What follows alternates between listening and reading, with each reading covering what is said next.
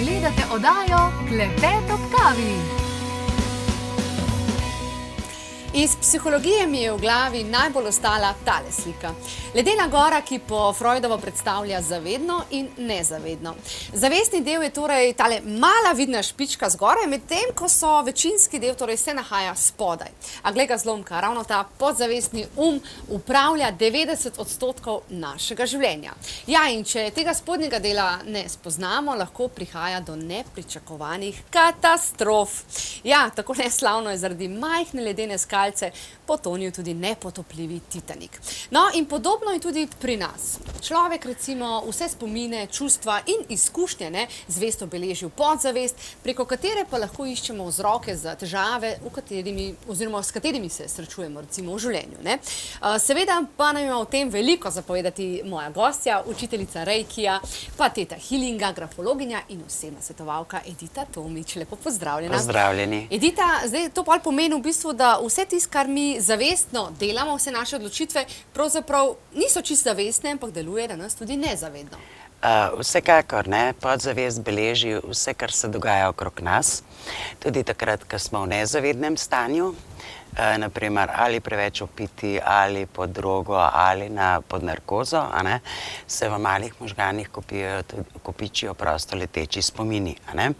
In seveda mi se tega sploh ne zavedamo. Ravno tako je na nezavednem nivoju, 4 področja so, to se pravi jedrni nivo, kar smo se mi naučili od rojstva do sedaj, potem je zgodovinski nivo, to pomeni kolektivna zavest, prepričanja, potem vpliv cerkve, potem je genetski nivo, mislim religije, da rečem, bilo katere, potem je genetski nivo, vsa izkušnje in pa prepričanje naših prednikov in pa dušni nivo, to so pa izkušnje naših preteklih življenj, ki smo določene vzorce prenesli s sabo.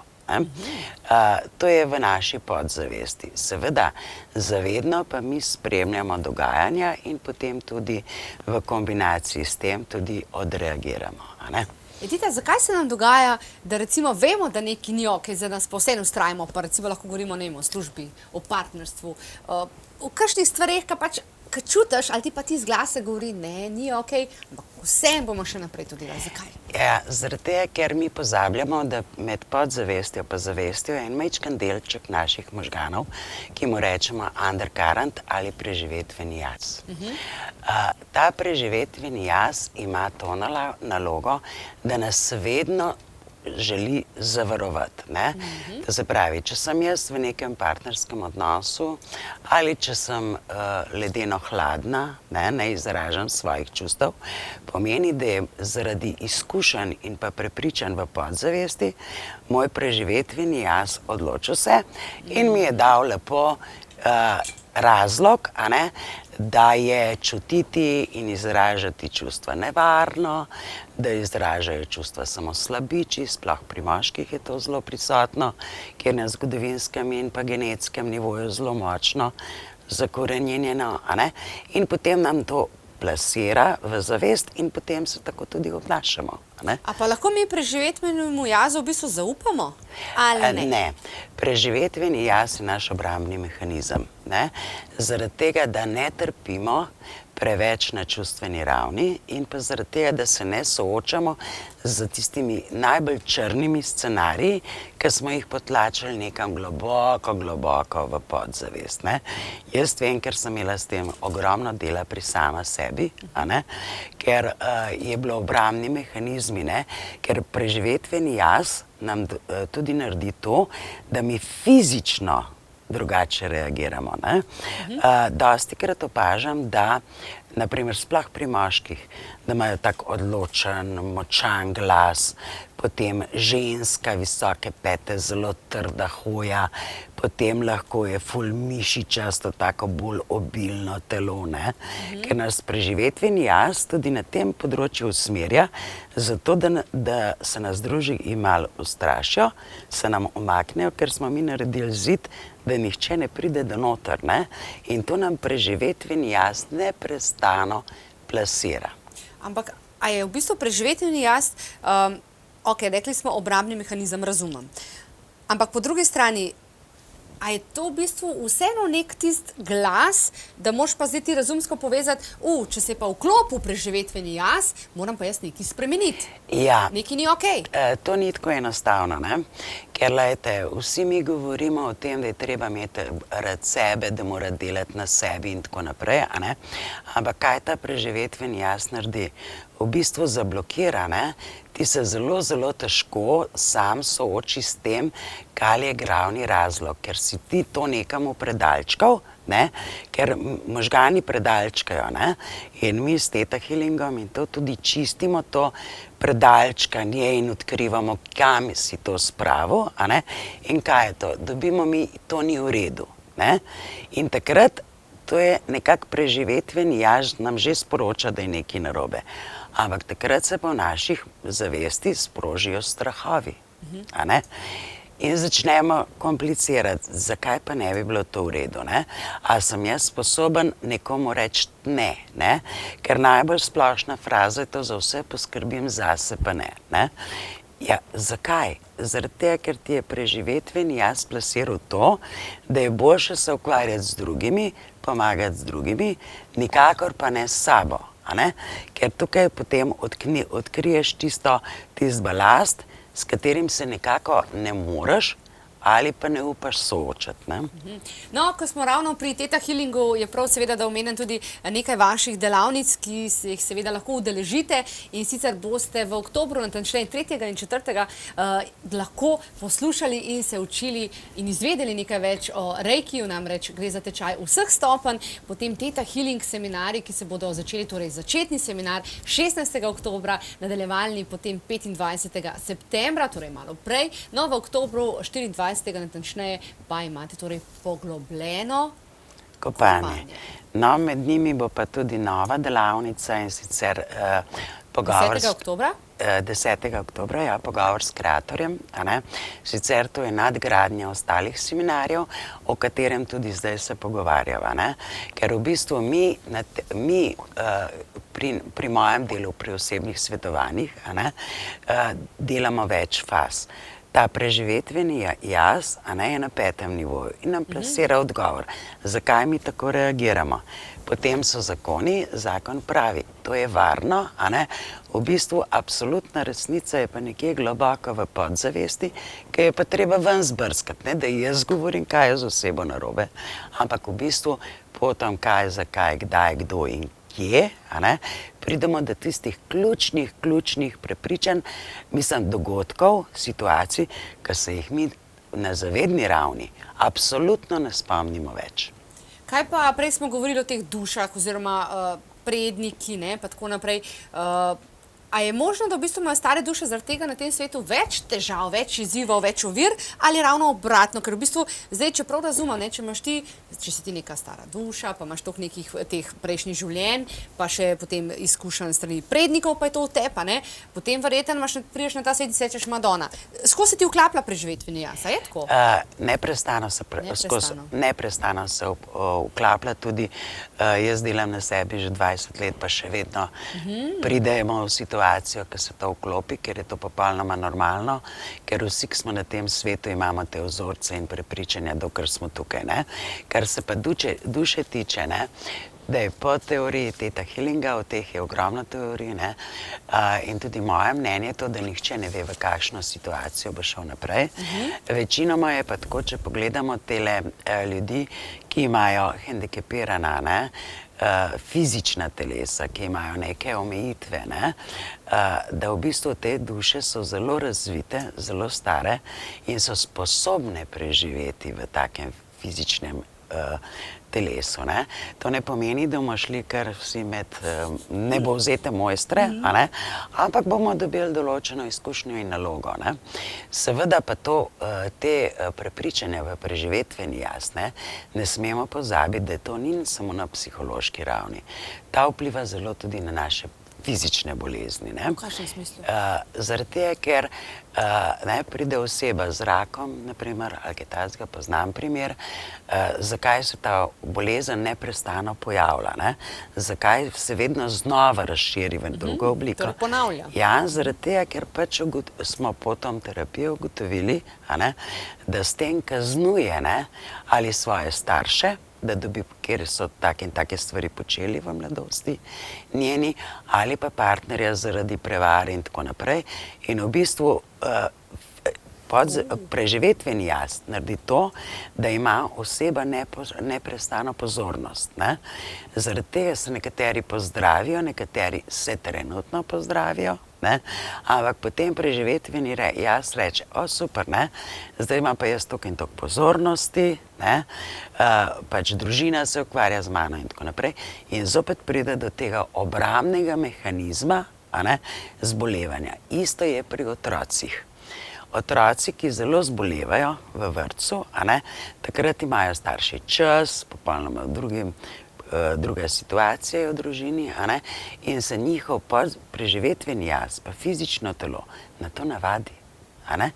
Zaradi tega ne smemo nikoli pozabiti tudi fizične oblike tega preživetvenega jaza.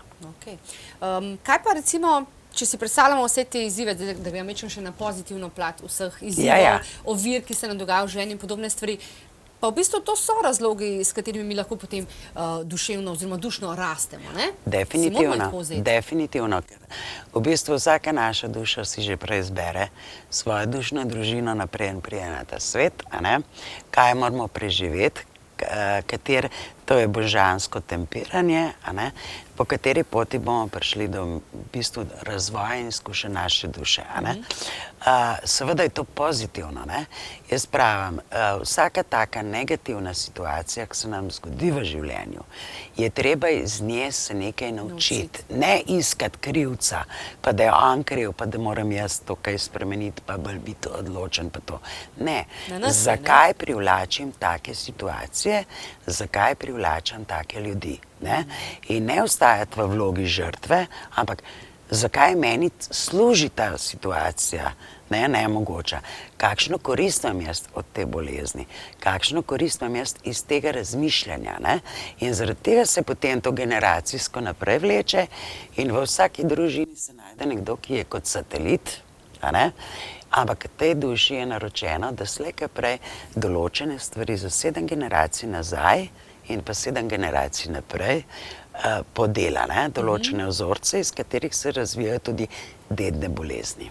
In to vse dela ta naš undercurrent, ki je obrambni mehanizem. Seveda je pa tudi zelo pozitiven, ker nas sili v razvoj, ker nas sili na doseganje ciljev, kar pa tudi včasih pretiravamo. Undercover. Kaj pa so še ostale? Torej, to ni edina. 4 oblike so, je tako? Tako je, ja. To je ta genetski, kolektivni, to se pravi, ta zgodovinski, naprimer v Sloveniji je zelo prisoten v tej zavesti. To sem hotel vprašati, kaj Slovenci v bistvu? Ta občutek manj vrednosti. Jaz, ko hodim na te seminarje, vidim, kako drugi narodi reagirajo in se točno vidi, kakšne vzorce imamo. Mi vedno čakamo, pridite Janeski, v vrsti. Potem skozi imamo občutek, da smo nekaj prikrajšani, potem hočemo biti boljši kot Balkanci, zelo radi bili zelo podobni Nemcem, in iz tega se razvije tudi ogroženost in pa zavist. Tisti človek, ki pravi, da ni zavisten, pa se ne počuti ogrožen, laže sam sebe. Ker vsi smo na določenih ravneh, odvisno, kje prevladuje pa koliko časa. Če mene nekdo nekaj zmoti, jaz se prve sebe vprašam, zakaj, kaj pa jaz njemu zavidam, kaj je on boljši kot jaz, kaj bi jaz rada od njega imela. V bistvu, in to je na kolektivni ravni zelo prisotno. Potem tudi pri spolnosti. Ima religija še vedno zelo ogromen vpliv v Sloveniji, in žal se družinski zdravniki ne ukvarjajo s tem, ko pride pri parih do bolezni, a ne, kaj se dogaja na spalnem področju, ker spalna energija, ne, sprošča razne hormone, serotonini in tako naprej. Se počutimo srečne, bolj vesele, bolj optimistične. Hočeš reči, kaj Slovenci premalo seksamo? Absolutno. No, ste slišali? Žal tudi pri mladih parih je tega zelo malo, zaradi tega, ker so preobremenjeni, ne, ker jih ta undercurrent skozi sili, ne, kariera, materialne dobrine in tako, in potem pozabijo v bistvu, zakaj so sploh s pari, ne. Jaz ko vprašam, kaj bi dali na prvo mesto, ne, je vse razumevanje, duhovnost, športi, spolnosti nihče ne omenja, ne, žalostno.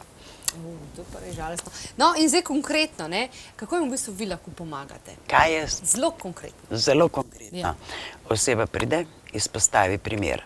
Naprimer, ne, ko sva želeli pri spolnosti, ne, ker stari pari imajo sploh težave s tem. To nas zanima vse, tako mislim, da kaj ne moramo nas zašiti. In potem jaz sprašujem, ne, koliko partner vas spolno privlači, da malo zaprejo oči, da čutijo, kaj, a bi ga objeli, a bi šli, mislim, jih potegne ali ne, kaj jih pri njih odvrača, ne, v bistvu skozi sprašujem, kaj, zakaj, kdaj se je to začelo, a ne, kaj je razlog, izgovor si, da smrči ali karkoli, a ne, ampak v bistvu je to, ker je vzadej strah, ne, in potem je moje vprašanje, česa vas je najbolj strah, ne, dostikrat pridemo do tega, da če sploh pri ženskah, a ne, če bi se popolnoma prepustila v spolnosti ali pa v nežnosti ali pa z občutki, z izraženjem občutku partnerja, a ne,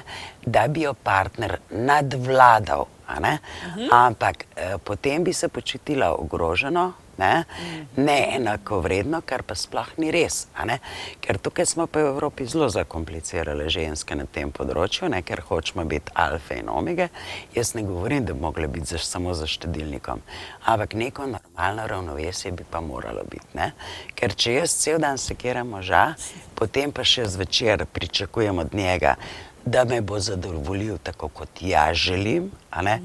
Ja, sorry, to je zelo huda naloga mojega partnerja, ne? Torej, potem je v bistvu velik, bom rekla, pomen, moramo dati ženske temu, da kljub temu, da pač ja, se trudimo biti samostojne, neodvisne in tako naprej, samostojne, ženstvene, da pa v trenutkih, ko pa pride pač do, ko govorimo o seksu oziroma seksualnosti, takrat pa moramo tisto ženstveno plat. Nežnost, ne?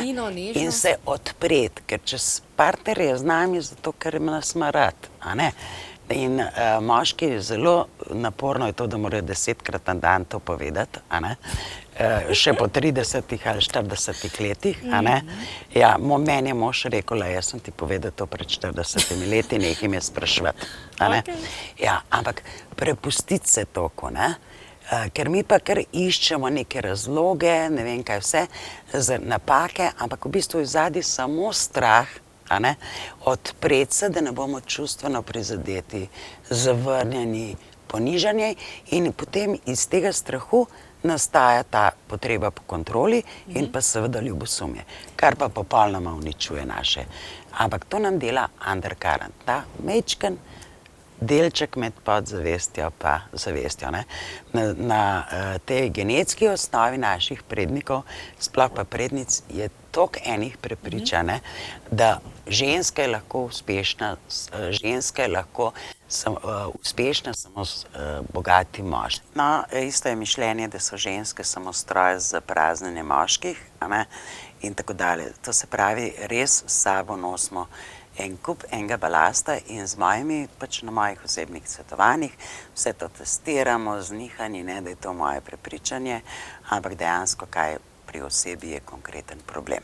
Super. Edita, najlepša hvala. Torej, vse termine si seveda lahko pogledate na spletni strani, ki bo tudi izpisana. Naj pa seveda tudi povem, da ko boste naslednjič iskali krivca, recimo za vaše težave, potem je seveda dobro, ne, da veste tole. Poglejmo si slikco. Ja, kdo je torej za vsemi mojimi problemi? No, upam, da smo vam seveda odgovorili.